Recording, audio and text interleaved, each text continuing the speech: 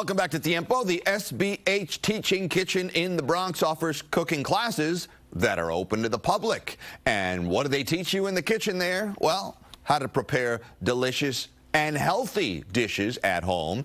And often it involves simply switching out a few ingredients. We'll get into that in a second. The Teaching Kitchen is in the South Bronx. And get this. It also offers prenatal and Caribbean cuisine cooking workshops. It even has a rooftop garden. Here with us this morning, Victor Pichardo Jr. from the SBH Health System to educate us about the Teaching Kitchen. Bienvenido, señor. Good to have you, my friend. Always a pleasure. Thank you so much for having us. Is the kitchen more for people who don't know how to cook and want to learn, or for people who know how to cook but just need a little guidance? Well, I think, first of all, it's open to everybody. Whether you know you have fantastic knife skills in the kitchen, or don't know your way of boiling a pot of water. For us, it's about making sure that everybody has a level of understanding of skills and what they put into their bodies. And more importantly, if there's a way, if they're expert cooks, they learn a couple of new techniques. And if they're brand new, they can learn a bunch of stuff in terms of cooking. The kitchen itself is roughly 5 years old. You've been doing it now? Absolutely. So we opened up actually right before the pandemic. Okay. And we started that work around February of 2020, and we're happy to celebrate 5 years.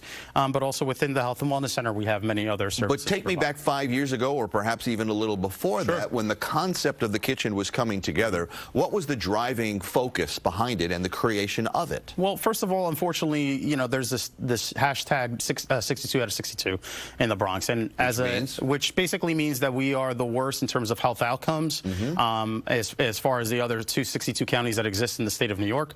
So for us as an institution, we wanted to make sure not only that we're treating symptoms, but we're creating better outcomes and health outcomes for our patients. So part of it is getting access to nutritional meals, access to decent produce, but more importantly, access to ways to eat healthier and better for themselves. And those are two barriers there that we'll talk about and focus on a little bit. Sometimes, as we just talked about, a change of ingredients can make a healthy difference. So, por ejemplo, give me an example of swapping out something that doesn't compromise the taste, but makes the meal perhaps more healthy. Well, let me give you an example. I'm Dominican by birthright, and I grew up in the Dominican Republic and spent a lot of my formative years there. So you can cook a sancocho, which is delicious, especially in this time of the year where which is freezing. Yeah. You can sub out a couple things. You can keep some of the proteins, but also you can sub out some of the proteins for fruits and vegetables, particularly, and use more spices and salt. And you'd be surprised how similar it tastes, regardless if you sub out the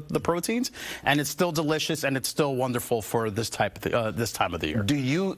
I can almost hear it, Victor. Do you get pushback from seniors, abuelas, who said, "This is my sancocho.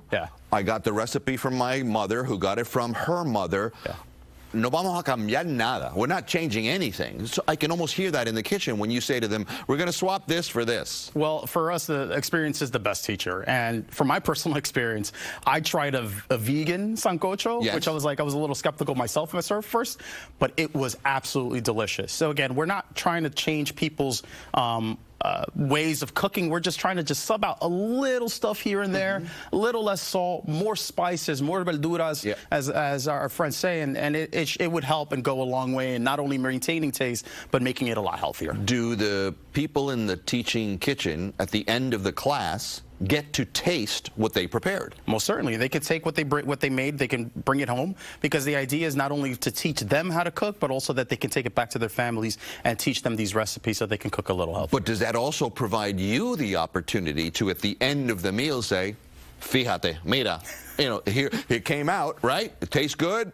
Therefore, it's possible. It's doable." It's your cooking. So if you want to present it to your family and you're proud of it, and again, we get that response from whether or not you have a 15, 16-year-old person cooking in the kitchen to our abuelas and our seniors who are cooking as well. That's a perfect segue to my next question, because that's where I was going. The range in age from people who come to these classes is what? We've had folks as young as high school students all the way up to our seniors in different community-based organizations that we work with. And again, it's not, there's a bunch of it doesn't matter your cooking skills or your cooking level, how long you've been cooking, or if you're just complete novice and learning your way around the kitchen. Everybody has something they can learn in order to make their meals healthier, but also to learn some important cooking skills as well. But I'm guessing the opportunity to learn is perhaps greater with the younger group than it is the more senior group, who are very established in their ways, sure, and approach it from the perspective of, it ain't broke, don't fix it. Well, whether you're young at heart or young in age, I think everybody has the opportunity to learn something new regardless,